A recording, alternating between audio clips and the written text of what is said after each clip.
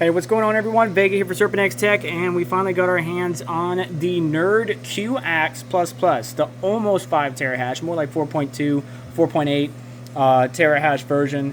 This thing is really cool. PCB is the old school green. Love it. Don't hate it whatsoever.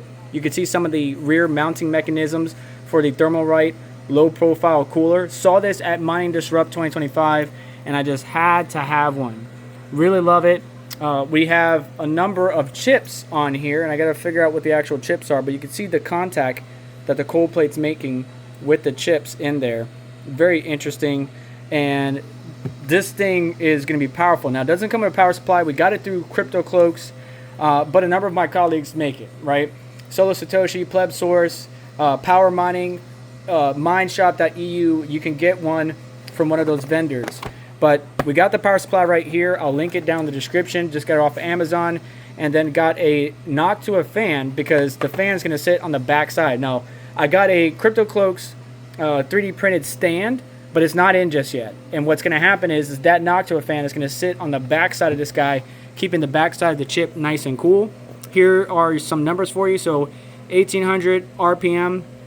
It's 80 millimeter by 80 millimeter by 25 millimeter thick. 4-pin PWM. 53.5 N3/H, dBA around 17, static pressure 1.4, input power 0.72 or 0.06 amps, voltage 12 volt, and this thing, Nocta fans are always good, so that's why I like to use them. But gonna combine that with this awesome Thermalright cooler and keep this guy cool. Here's your power port at the very top here, and then you got your NerdQAxe, which you can always reprogram if you need to. I don't know why you would need to, but there's your Type-C connection. Same buttons that we're used to with other NerdQAxes. You can see some of the inductors and SMDs and MOSFETs and all that good stuff on this guy.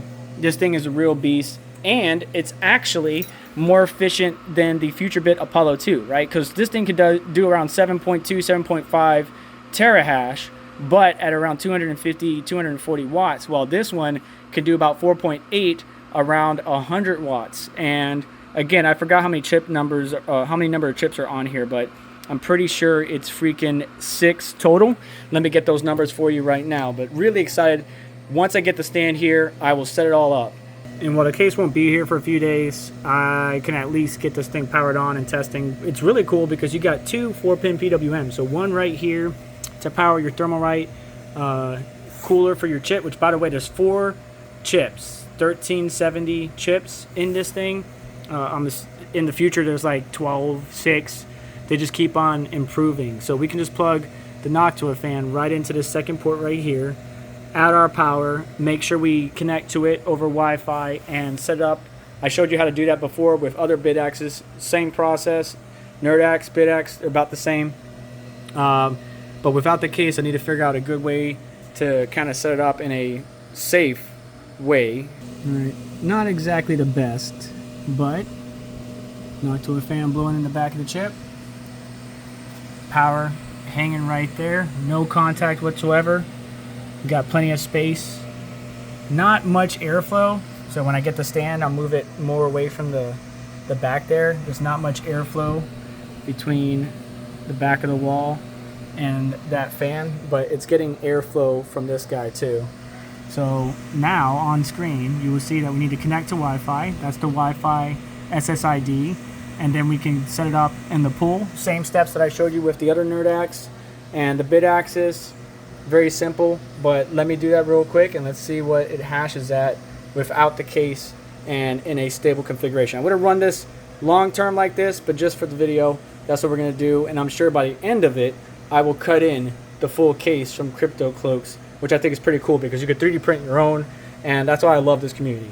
Just to show you really quickly, basically update the Wi-Fi SSID, put in the password, set the primary pool. You can use public pool. I like the doctor's pool, either one works. Port, your wallet address, worker name, and then your password, and then these are the default settings. 600 on the core frequency, the voltage is 1150, shutdown temperature 70. You can flip the screen or do automatic screen shutdown, automatic fan control, or just leave it static. And you could always update to the latest version, which we do need to update. We're right now on screen 10 0.27, and I know there's an update. I think 0.28 is out at time of filming, and just update it, but I'll update it on the computer. So now we just need to save and restart, and this thing should start hashing on the pool we want. All right, the NerdQAxe has been hashing for quite some time now. It's been a few days, and we got our case from CryptoCloaks. Did me a solid. You can get your own custom printed one if you choose to do so, but it's 2 parts. Not only did we get some stickers, right, YOLO hasher, we got the main frame that the NerdQAxe sits in, and then the stand, and then these points right here, these mounting brackets back here, is what's going to hold the smaller fan on the back side blowing on the PCB, just like I have it set up now, but obviously not against the wall to keep things nice and cool. So we need to move everything over to here. Doesn't look like we got a few screws, but I don't think we get screws for the rear fan. But I got some case screws. I got plenty of those laying around the house. I'm going to just use those. Let me move this over.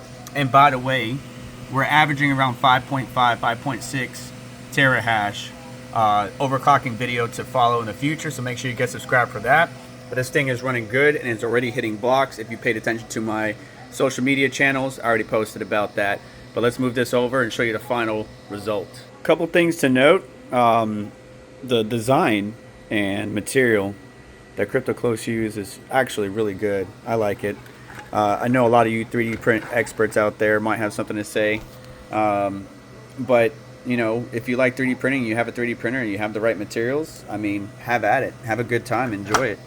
But first off, you have to remove the nerd miner part, right? Very carefully. You got to take off the fans, because what you want to do is you want to get your finger on either side, right, and kind of wiggle back and forth up to get access to that screw, and then we're gonna have to remove the fan to get access to these 2 bottom screws. And it's just the same clips that we're familiar with our normal CPU coolers.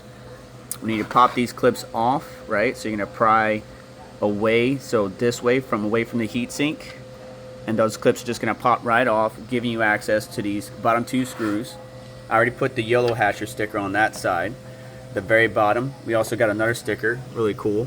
Stack and relax, love it. And then of course they branded the bottom of their stand. I'm sure these STL files or something similar is online, but make a note of where the directional fan or the directional arrows are on this guy. So there's the arrow, that means the air is blowing this way. We want to make sure we put that on the stand like that, so it's blowing towards the back. But don't forget to remove some components in order to put all the screws on this particular guy. Another quick note, the screws, the case screws that I'm using are a little bit longer than average because obviously you need to get through the thickness of the 3D printed material into the actual case of the fan. So just be mindful of that. And because this is 3D printed material, using a normal Phillips head to tighten it up can be a little bit tedious, so I use the drill to kind of run it in, run it out, run it in, run it out, and the threads are created and ready to go. And just like so, it's back in action. Can remove this little peel now, and there we go. Looks beautiful, gold and black. You can see how the screws went into the rear fan back here, holding it in place. Airflow, decent spacing, but airflow blowing out the back of the unit. NerdQAxes notoriously take a while to get ramped up to the actual speeds compared to Bitaxes, but you give it some time and you are good to go. And this black case just slides right in. You can see the grooves. There's grooves on either side. It just slides right into the bottom stand, and that is it. So thank you, CryptoCloaks. I bought both the NerdQAxe and the stand from them, but thank you for printing this out. And the stickers, got one of them on there. I'll find somewhere else to put this other one. But now it's time to move on, and I'll show you the overclocking aspect and what I did and some customizations that I did as well to the benchmark tool. Stay tuned for that. But that's going to do it for today's videos. Do me a favor on the way out. Hit that like button, get subscribed, hit the notification bell to stay up to date, as well as check out additional links in the description to help support the channel and what we do here. And we'll catch you in the next one. Let me know what 3D printed items you made with your Bitaxe, NerdQAxe, or equivalent device. hit me up in the comments. Let me know your thoughts. Take care.